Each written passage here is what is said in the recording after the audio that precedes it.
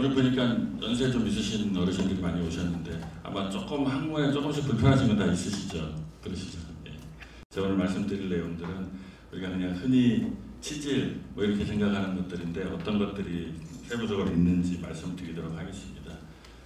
어느 분이 말씀하신 겁니다. 3대 건강학이라고. 잘 먹고 잘 자고 잘 싸고, 좀 조속한 변형이 납니다만은 이게 잘 먹고 잘 자고 잘 배설을 해야 건강하게 살 수 있다, 그런 얘기가 되겠고요. 항문 관련해서 어떤 증상들, 뭐 사람들마다 다 표현하는 증상들이 다 다르십니다. 피가 나기도 하고 뭐 만져지기도 하고요, 아프기도 할 거고, 또 변복을 하면 무지룩한 그런 느낌이 있을 수도 있고요, 가렵고 또 변 가늘게 보거나 변비, 또 옷에 막 묻히고 하는 이런 것들이 다 항문 질환에 관련해 생길 수 있는 그런 증상이 되겠고요. 항문은 그림처럼 생겼습니다. 깔때기처럼 생겼다고 보시면 됩니다. 관략근이 원통형으로 되어 있고요. 항문 거근이라는 근육이 위쪽으로 이렇게 지탱해주고 있습니다. 항문은 하는 일이 좀 있죠. 변을 직장에서 저장하고 있는 변을 평상시에는 밖으로 안 나오게 막아주고 있어야 돼요. 그런 역할을 하고요. 그 다음에는 변이 차게 되면 항문을 열어주고 변을 배출시키고 다시 닫고 하는 그런 여러 가지 변 자제와 배변에 관련된 그런 기능을 하는 기관이 되겠습니다. 흔히 우리가 치질이라고 얘기를 하죠. 치질은 말씀드린 대로 여기 써 있는 대로요, 항문에 생기는 모든 병이 다 치질입니다. 그렇지만 우리가 가장 흔하게 가장 많이 접할 수 있는 질환이 치핵이라고, 영어로는 헤모로이드라고 얘기를 하는데요. 이 치핵은 혈관에 문제가 있어서 항문에 있는 혈관이 피가 뭉쳐서 터지고, 그 다음에 그쪽에 있는 항문 쿠션이 항문 밖으로 빠져나오게 때문에 생기는 그런 질환인데, 흔히 치질 중에 치핵이 가장 많거든요. 보통 한 70% 이상을 차지하기 때문에 대부분 일반인들은 그냥 치질이라 그러면 치핵을 치질이라고 얘기를 합니다. 그렇지만 제가 뒤에 말씀드릴 여러 가지 질환들이 치핵 말고도 많이 있다는 걸 알고 계셔야 되고요. 치핵은 말씀드린 대로 혈관에 피가 뭉쳐서 생기고요. 그 치핵 혈관을 둘러싸고 있는 그런 점막이나 이런 점막 하층들이 밖으로 밀려 내려오게, 사람은 서서 있고 또 변볼 때 앉아 있고 하기 때문에 중력에 의해서 생기는 거라고 생각을 하시면 됩니다. 항문 쿠션이라고 하는 부위가 치질을 포함하고 있는 부분인데요. 밖으로 치질이 변볼 때 밀려 나왔다 들어갔다 할 때 나오는 부분이 쿠션을 포함하는 부분이라고 생각을 하시면 됩니다. 치핵은요, 크게 항문을 보면 여기 이렇게 울퉁불퉁한 라인이 있는데요. 이걸 경계로 안쪽은 장과 같은 점막이고 바깥쪽은 피부입니다.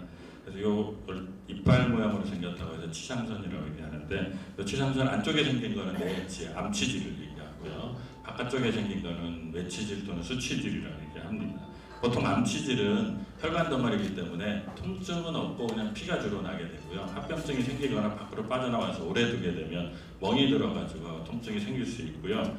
그렇지만 수치질 같은 경우는 바깥쪽에 이렇게 팥덩어리 같은 이렇게 빨갛게 핏덩어리가 맺히면서 많이 아프게 되는 그런 질환이 생깁니다. 이 경우는 변비가 심해서 굵은 변을 보시거나 아니면 변을 너무 자주 봐서 항문이 너무 휴지 같은 거로 너무 세게 닦거나 할 때 생길 수 있습니다.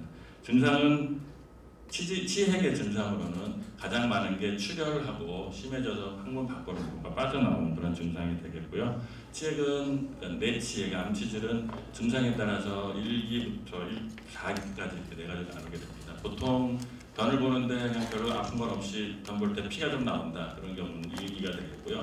2기 정도 되면 변을 보면 밀려 나왔다가 저절로 들어가는데 3기가 되면 손으로 집어넣어야 들어가게 되고요. 4기가 되면 안 들어갑니다. 이때는 경우에 따라 응급으로 수술해야 되실 수도 있습니다. 치핵의 환자들 사진인데 여러 가지 증상들로 보이고요. 이렇게 보이기도 하고 이렇게 여러 가지 모습으로 보일 수가 있습니다. 자, 그러면 우리가 치핵 어떻게 치료해야 될까 고민들 많이 하시죠. 무조건 다 수술해야 될까 하고 고민을 하시는데, 가장 중요한 거는 식습관이나 생활습관 바꾸는 것부터 시작하고요. 그리고 좌욕이라는 거 있죠. 좌욕, 따뜻한 물로 물찜질하는 그런 것들을 포함한 보존적인 치료, 그리고 수술이 아니고 치핵 조직에다가 경화제를 주입하거나 혈관 결찰하거나 이런 것들 치료 방법도 있고요. 심한 경우는 수술 치료를 해야 됩니다. 보존적 치료는 가장 많은 원인이 중력에 의한 거기 때문에요. 변 보실 때 막 오래 많이 힘주시는 분들 있죠. 뭐 어르신들은 신문 가서 보시고 뭐 책 보시거나 젊은 분들은 스마트폰 들고 가서 화장실에 앉아서 5분, 10분, 뭐 20분, 어떤 1시간씩 앉아 계시는 이 중에도 분명히 있으실 겁니다. 그렇죠? 그런 분들이 치액에 잘 걸리기 때문에요. 화장실에 가서 변 보는 데만 집중하시죠. 변을 딱 보고 딱 나오고요. 만약에 갔는데 변을 보러 갔는데 변 잘 안 나온다. 그러면 앉아서 책 보고 기다리지 마시고 바로 나오시고요. 나중에 다시 또 느낌이 오시면 다시 또 화장실을 가시면 되겠습니다. 그리고 변비가 있는 분들이 화장실에 시간을 많이 보내게 되겠죠. 변비를 치료하는 게 중요하겠고요. 변비 치료에는 섬유질이 많은 음식을 드시고 또 수분도 충분히 섭취하시게 되면 되겠고요. 그 외에도 약물이 필요하실 수도 있습니다. 그리고 규칙적으로 변을 보시게 하고요. 변 보는 시간을 너무 오래 두시지 말고요. 따뜻한 물로 자욕을 하시는 게 도움이 되겠습니다. 치아 환자들 배변 습관을 보면 오래 앉아 있고 책 신문 보고 제가 말씀드린 그런 얘기죠. 그리고 변비랑도 어느 정도는 관계가 있다고 생각을 하시면 되겠습니다. 치료법을 나눠보면 비수술적 치료로 경화요법이라든지 이제 고무밴드 결착술, 뭐 전기수작 중도술 이런 것들이 있고요. 뭐 여러 가지 치료 방법인데 가장 흔히 사용하는 게 치액 절제술이고요. 요즘은 자동분압기 같은 걸 이용해서 치액 자체를 자르지 않고 치액 위쪽에 있는 혈관을 묶어버리고 하는 그런 수술 방법들이 있습니다. 그리고 수치질 얘기하는 거예요. 수치질 이렇게 보입니다. 이렇게 피멍이 드는 거고요. 요거는 치료는 좀 간단합니다. 째고 피멍만 빼주면 되고 큰 경우는 좀 잘라내기만 하면 되기 때문에 수치질은 암치질에 비해서는 치료하는 방법이 조금 간단하고요. 아주 조그만 경우는 자역만 열심히 해도 좋아지는 그런 경우들이 있습니다. 다음으로 항문에 생기는 이제 농양인데요. 농양은 이제 감염에 의해서 생기는 거고요. 항문은 아까 잠깐 해부학적인 위치를 보여드렸지만 항문 주위에는 여드름, 피부에서 여드름 생기는 것처럼 이 땀샘 같은 그런 분비하는 샘들이 항문 주위, 치상전 주위로 한 10여 개가 있거든요. 거기에 땀구멍 막혀서 여드름 비슷하게 생기는 것처럼 거기가 막히게 되면 그 안에 분비하는 그 샘에서 염증이 일어나서 고름을 만들 수가 있습니다. 보통 고름은 대부분의 경우가 이런 말씀드린 그런 항문 샘에서 생기는 거고요.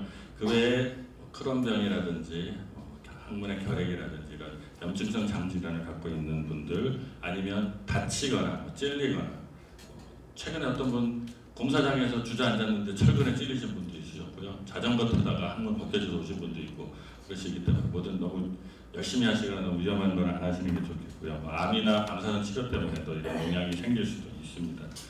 농양은 또 치료라는 말씀 많이 들어보셨을 거예요.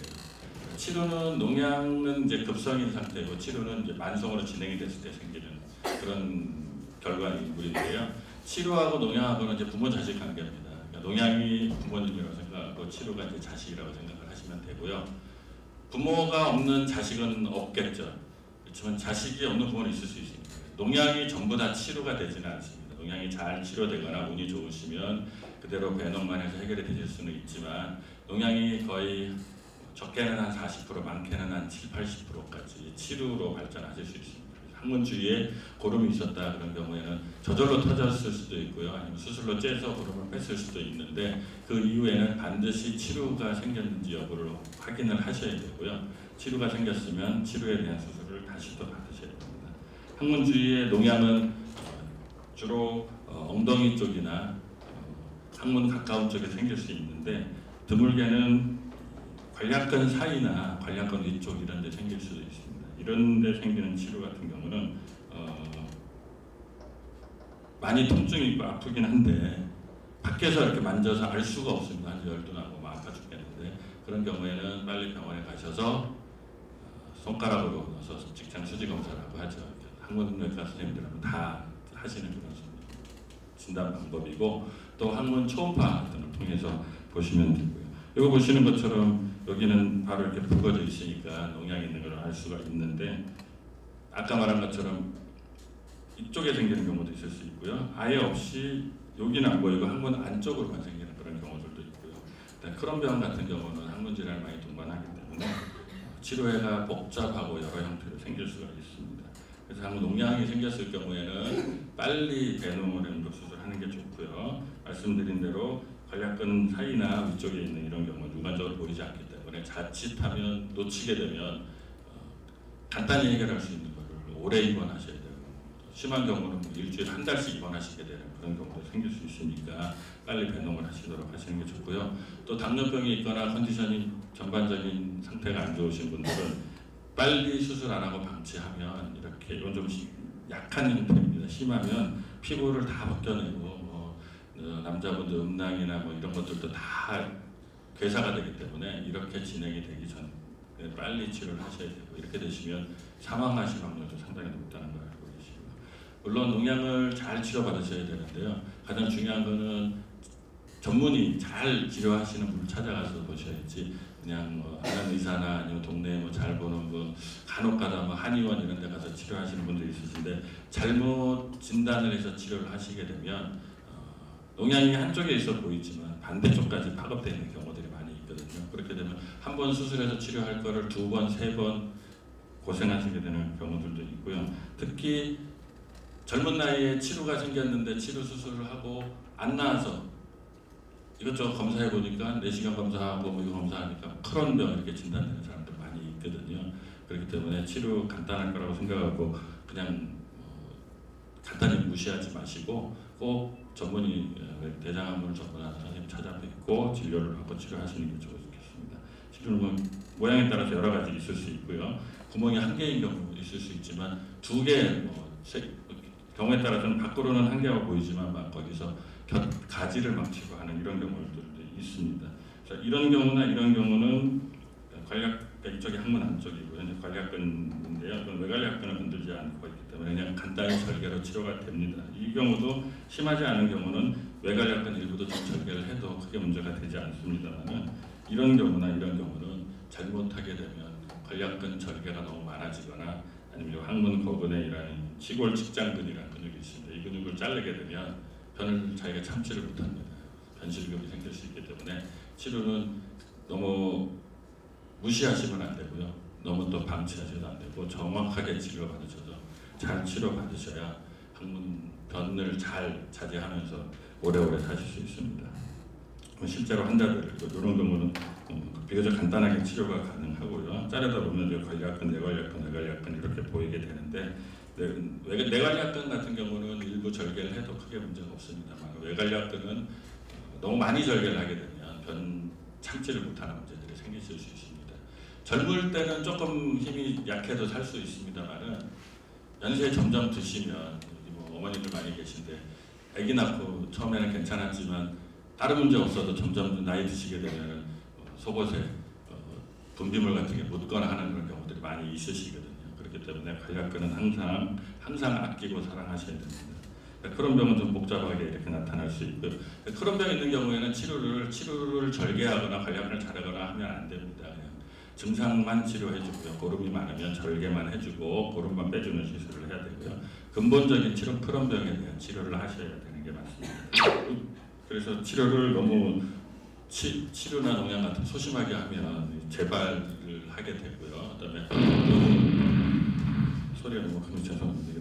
너무 용감하게 치료하면은 관략근이 많이 다쳐서 변실금 생길 수 있기 때문에 그거를 잘 조절을 해서 치료할 수 있는 경험이 많은 항문 전문의한테 치료를 받으셔야 됩니다. 재발할 수도 있습니다. 원칙적으로 재발하지 않습니다만은 곁가지를 못 찾았거나 아니면 구멍을 못 찾는 그런 경우들이 간혹 있을 수 있습니다. 이제 이런 경우라면 치료 수술을 하고도 또 나중에 재발하는 경우도 있고요. 또 본인이 관리를 잘 못하셔서 상처가 완전히 깨끗하게 낫기 전에 방심하시고 뭐 술 드시거나 또 좌욕 같은 거 소홀히 하시고 하시면 또 이런 문제도 생기실 수 있습니다. 그건 뭐 치료 방법인데 너무 복잡하게 생기거나 관략근이 문제가 생길 것 같으면 관략근을 자르지 않고 관략근을 안 자르고 하는 치료 방법을 사용할 수 있습니다. 이 경우는 한 번에 수술이 되지 않고 2번, 3번 나눠서 단계적으로 해야 될 수도 있기 때문에 특히 나이 많으신 분이나 여성분들 이제 아기 낳고 하면 직장하고 질 사이 쪽에 있는 근육들은 대부분 어느 정도 손상을 받기 때문에 여성분들의 앞쪽에 있는 그런 치료라든지 여러 개가 있다든지 자꾸 재발하거나 이런 경우에는 관략근을 절개하지 않고 그런 관략근을 보존하는 이런 수술 방법들을 사용을 합니다. 여기 써 있죠. 이런 것들이고요. 그 다음에 또 흔히 볼 수 있는데 보통 암치질은 아까 말씀드렸지만 항문에 피가 나는데 처음에는 아프진 않습니다. 아프지 않고 그냥 피가 나고 닦을 때 묻어나는 정도지만 치열이라고 이제 항문이 찢어지는 이런 경우인데요. 피가 나면서 꽤 아픕니다. 어떤 아주 심한 경우는 앉거나 서 있지도 못할 정도로 무지하게 아플 수 있는데요. 원래는 항문의 압력이 너무 높으면 점막에 너무 꽉 조여서 피가 잘 안 통해서 찢어진다고 되어 있는데 변비가 심하시거나 아주 굵은 변을 보시는 분들은 변이 나오면서 항문을 찢습니다. 그래서 치열이 생길 수 있고요. 치열은 보통 앞뒤 쪽에 생기고요. 꼬리뼈 있는 쪽이 가장 많이 생깁니다. 그 다음에 앞쪽에도 생길 수 있는데요. 이런 찢어진 게 앞뒤 쪽이 아니라 옆에 쪽에 생긴 거다. 그러면 이거는 또 아까 말씀드린 크론병 같은 질환이라든지 이런 걸로 생각을 하셔야 됩니다. 치료는 좌욕부터 시작을 하고요. 그에 항문의 압력을 좀 떨어뜨리기 위해서 이런 약제들을 사용하기도 하고 아주 심한 경우에 관략근 일부 절개하거나 아니면 너무 많이 관략근이 노출돼서 통증이 있는 그런 경우에는 거기를 플랩을 만들어서 이렇게 덮어주는 이런 시술을 하게 될 수 있습니다. 그렇지만 치열이 있을 때 관략근 절개하는 수술은 정말 조심해서 하셔야 되고요. 관략근 압력이 정말 높다는 걸 검사로 증명하신 다음에 하셔야 됩니다. 다음으로는 요거는 성병의 일종입니다. 곤지름이라고 얘기를 하는데요. 남자들, 여자들 다 생길 수 있고요. 남자들은 항문뿐만 아니라 성기 주변에 생길 수 있고 여자분들은 외음부나 생식기 쪽에도 생길 수 있고 항문에 생길 수 있는 이런 바이러스에 감염된 거고요. 주로 성병입니다. 그래서 이런 경우에는 부부관계 같은 거를 하면 전염이 되기 때문에 하면 안 되고요. 반드시 병원에 가셔서 이걸 다 제거를 하셔야 되고요. 아무리 열심히 제거를 해도 조그맣게 남아있을 수 있어서 재발하는 그런 경우들이 있기 때문에 2번, 3번 수술하는 경우도 간혹 있습니다. 그래서 완전히 제거를 하시는 게 중요한 거 되겠습니다. 마지막으로 가려움증입니다. 가려움증은 상당히 흔하게 보실 수 있고요. 연세 드신 분들은 거의 대부분 다 있으실 수 있습니다. 그 원인은 여러 가지가 있습니다. 항문 수술 후에 분비물 같은 게 나오거나 변비나 설사가 너무 심해서 설사를 너무 많이 해서 항문이 계속 젖어 있다든지 아니면 피부에 피부병이 있어서 그럴 수도 있고요. 또 여러 가지 심리적인 요인이나 이런 것들 때문에 생기실 수도 있습니다.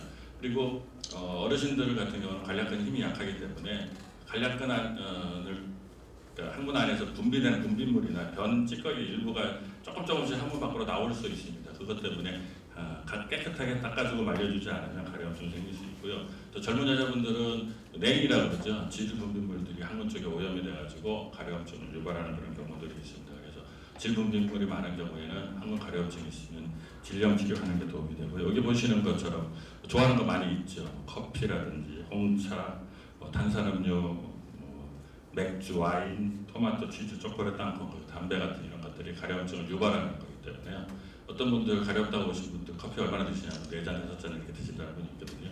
그 커피나 이런 것들, 카페인 성분 같은 것들이 관략근 압력을 떨어뜨리기 때문에 이런 가려움증을 유발할 수 있습니다. 그래서 이런 것들을 피하시도록 하는 게 치료가 되겠고요. 깨끗하게 씻어주고 잘 말려주는 게 중요한데 깨끗하게 씻는다고 또 비누로 막 팍팍팍 문질러시는 분이 있습니다. 그러면 그 피부에 있는 기름층이 있거든요. 케라틴층이. 이게 비누로 너무 쓰시면 다 떨어져 나가면 오히려 더 가렵습니다. 그래서 가능한 한 비누를 사용하지 마시고 깨끗하고 따뜻한 물로 좌욕하면서 깨끗이 청결하게 해주고 잘 말려주시는 게 좋겠고요. 그리고 필요에 따라서는 연고제라든지 약제를 사용하시면 되겠습니다. 그래서 일반적으로 항문 건강에 좋은 거를 보면 좌욕하시는 거, 섬유질이 많은 음식, 변비, 변질금 다 좋은 그런 게 되겠고요. 또 음식 중에 자기가 과민해서 어떤 경우 어떤 음식 먹으면 설사를 하거나 불편하거나 이런 것들이 있습니다. 그런 음식을 피하시고요. 스트레스를 받으시면 안 되고요. 또 화장실에 너무 오랫동안 앉아 계시지 말고요. 케겔 훈련 들어보셨죠? 케겔 훈련, 오므리는 훈련, 관략근 튼튼하게 하고요. 또 변 잘 못 보시는 분들은 또 항문을 잘 열어주는 운동도 있습니다. 그런 것들이 건강에 좋겠습니다. 좌욕을 하실 때는 따뜻한 물, 목욕물 정도고요. 너무 뜨겁게 하시는 분이 있습니다. 그러면 항문 화상 입어서 오십니다. 절대 안 되고요. 하시면 시간이 없을지 모르겠지만 변 보면 바로 하시고 최소한 하루 한 3번 정도 하시는 게 좋고요. 한 번에 한 5분, 최소한 5분, 10분 정도는 하시고요. 또 대야에 담그셔도 되고요. 간신욕처럼 하셔도 되고요. 샤워기 이용하셔서 따뜻한 물 드셔서 마사지 하듯이 하시는 게 좋고요. 다음에 이제 비데 많이 있죠. 요즘에 비데도 물론 항문 청결하고 항문 건강에 도움이 되는데 가능하면 비데 쓰실 때는 세게 쬐지 않게 좀 이렇게 넓게 퍼지게 해서 항문을 씻어주는 거로만 사용하셔야지 최근에 나온 비대 중에 뭐 쾌변 기능 뭐 이런 게 있는 것도 있습니다. 물살이 엄청 세게 나옵니다. 그건 관장하는 효과랑 비슷하거든요. 항문 안쪽에 물이 들어가서 변을 나오게 하는데 그걸 사용하시면 절대 안 되고요. 물살이 너무 세면 항문 점막이 약하신 분들은 점막에서 출혈이 될 수도 있고, 그다음에 그런 기능 자꾸 사용하시게 되면 항문 안쪽에 직장에 있는 감각이 떨어져서 변 보는데 지장을 초래하실 수도 있습니다. 그래서 그런 기능 사용하지 않는 게 좋겠습니다. 이상 말씀드렸습니다. 감사합니다.